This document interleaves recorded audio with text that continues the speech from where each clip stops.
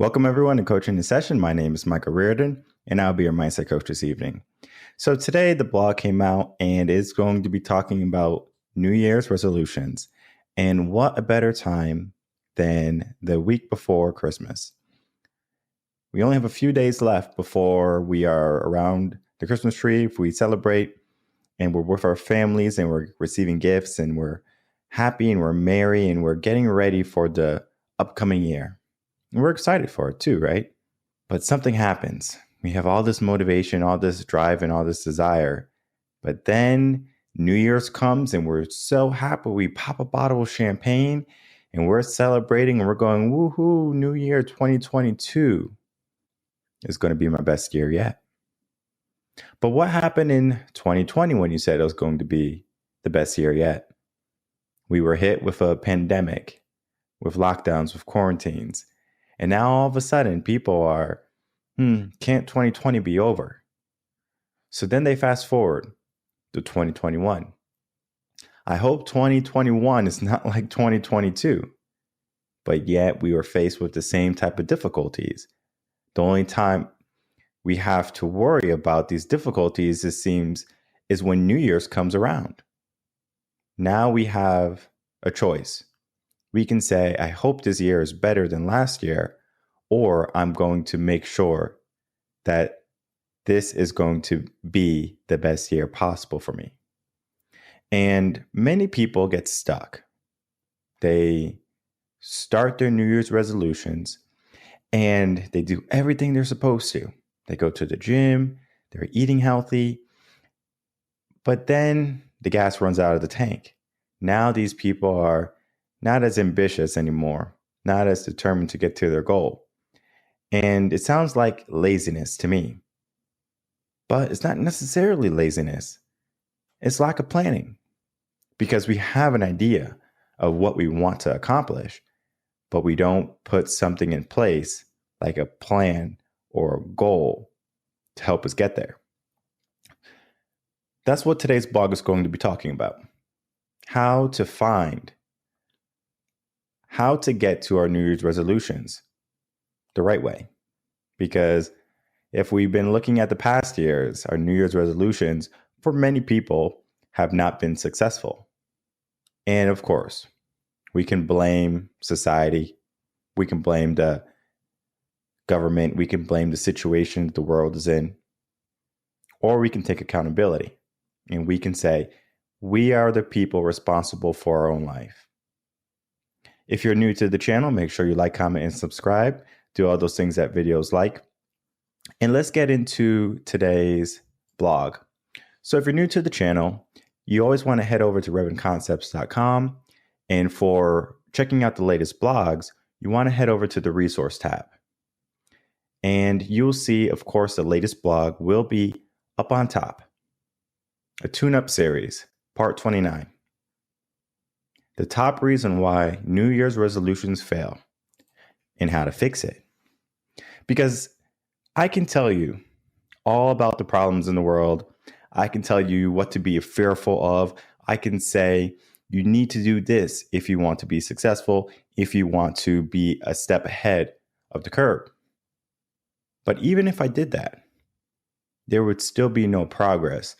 And the type of person I am, the type of coaching I am, teacher I am, I want to see progress. I want results. And it doesn't matter who, I'm going to get those results. So in this blog, not only do I tell you why people fail their New Year's resolutions, I offer you solutions. So when we look at the New Year's type of mentality, we have an opportunity to be better than we were the year before. We have an opportunity to say, this year is going to be my best year. But that's common thinking. Why are so many people getting in the habit of setting a New Year's resolution and then letting it die out before May hits? The typical lifespan of a New Year's resolution is 3 months. 3 months. So that means you set a New Year's resolution for something. It could be anything. Weight loss, relationship, goals, whether it be career or personal life.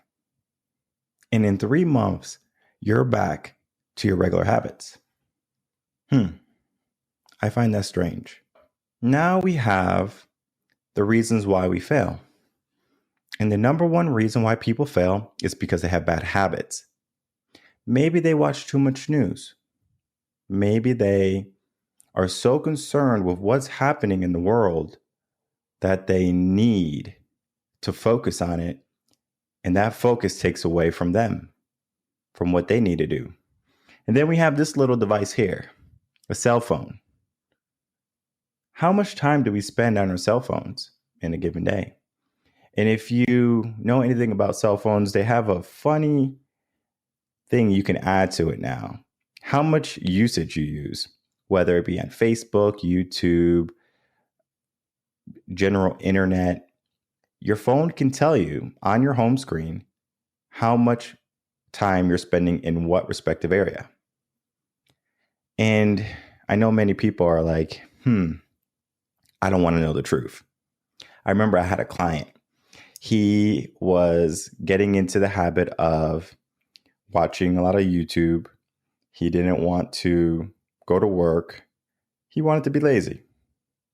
And hey, rightfully so. He worked hard, and then now he has some downtime. He was like, this is kind of nice to not have to worry. But what was happening was he started to develop poor habits.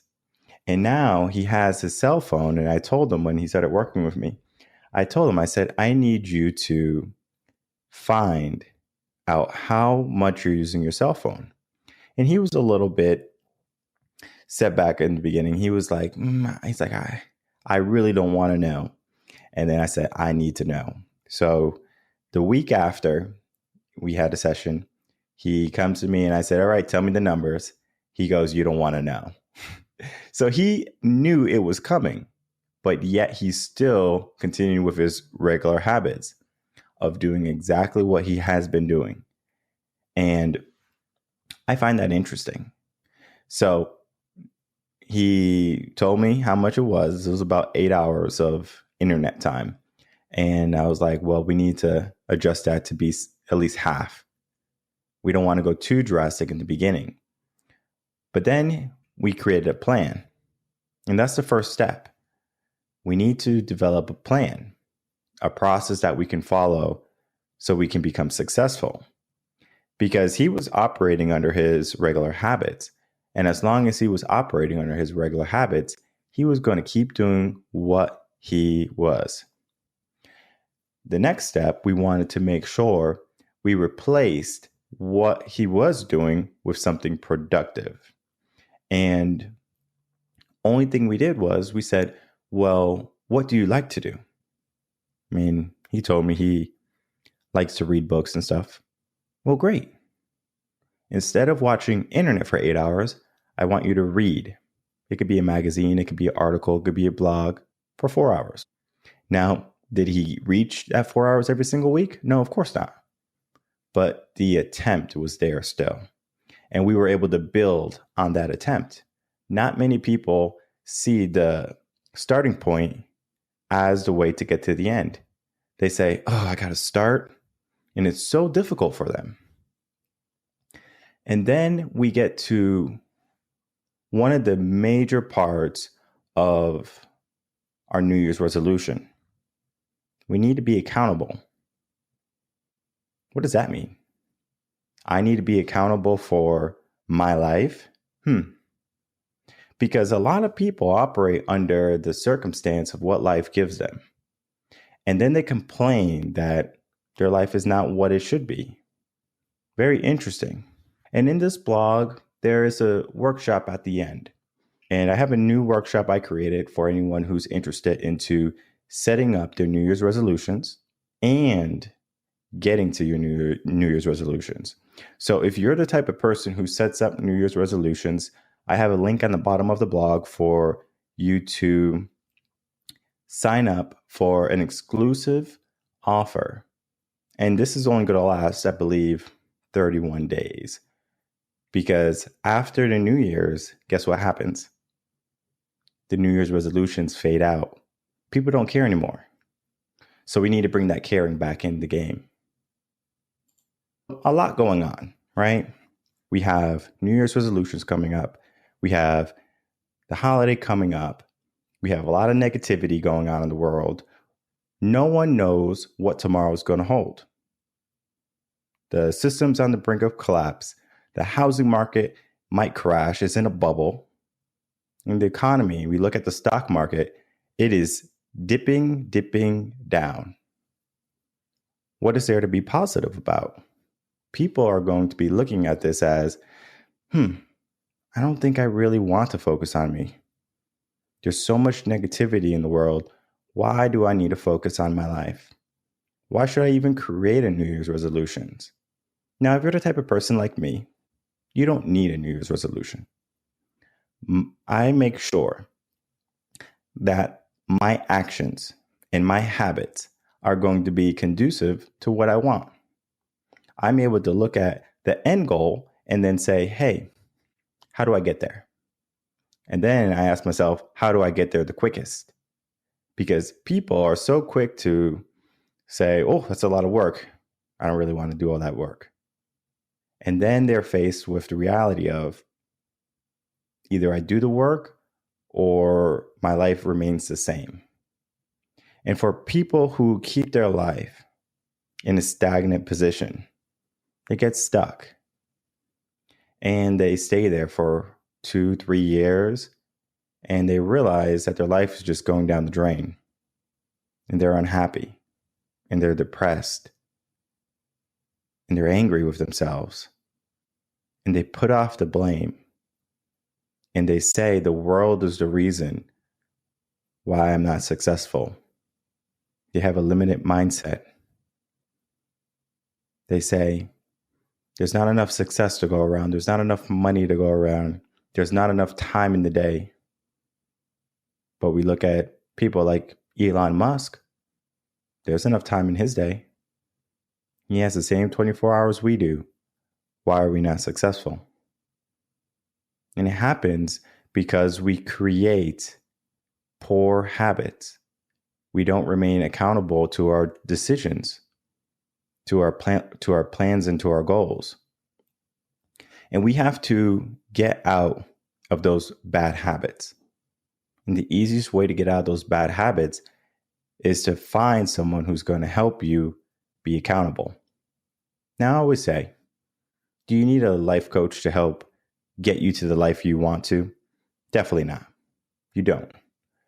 But if you have a life coach, you will get there a lot quicker. I can guarantee you that. And when I was going through my journey, and I had a mentor here and there, I had some guidance, but it took me 2 to 3 years just to get going. And I know if I had someone like me, it would take me 3 to 6 months. And I look at that and I say, well, that's crazy. I can help people do what I've done in 3 years span in 3 months. I sped up that process so rapidly and made it so easy and fluent. It's amazing. And the New Year's resolutions is the same thing. Last year, I had a list of goals because I was due for looking at what I needed to adjust. And I wrote a list down, and that list helped me determine how that year was going to go. And yeah, I could have put a dream board up and I could have put all the things I wanted to accomplish, but it was literally just what I needed to do, what habits I needed to create. And it was just a better, stronger work ethic. And I wanted to do more. Looking at last year, that was 2020, coming out of the pandemic, still in the pandemic at the time. And I wanted to do something extra. And I said, I'm going to start YouTube. And I was already camera shy a little bit. I was like, oh, I'm a little camera shy. And I didn't want to necessarily get behind the camera and start a podcast or anything. So I said, you know what I'm going to do? I'm going to create a motivation video series, Motivation in Motion. We're already on season 2. So I started season 1 and we did 23 episodes. And then I took a little break, got better at editing and video. And then I said, you know what? Time to start a podcast. Started the podcast. And luckily for me, the skills just translated into the podcast. So I had to do video editing for the podcast, and I was able to use the skills that I obtained for my motivation series to the podcast. And the podcast didn't start until August, I believe. So now I have a podcast that started in August after starting a motivational series. So I was already comfortable creating videos, speaking. And then I just had to get behind a camera and say what I wanted to, because I have a lot to say. I have a lot that I've learned over the years. I see things in a different view than many people, because what I'm able to do is break everything down into minute bite-sized pieces that is going to be easily digestible for anybody. Doesn't matter the age. So now I'm able to do that in the podcast, in the motivational series. And the motivational series for Motivation in Motion, season 2 is out. I believe we are 12, 13, 14 episodes in. That didn't happen this year because I wrote it down on paper. I gave myself goals to challenge myself. And what better way to challenge myself than say, hey, I need to do more than what I'm doing. And I always have that thought in the back of my mind from my mentor, one of my mentors. Are you willing to work harder than you have ever worked in your whole entire life? And I always ask myself that question. And the answer is, I am working hard, but I'm not working hard enough.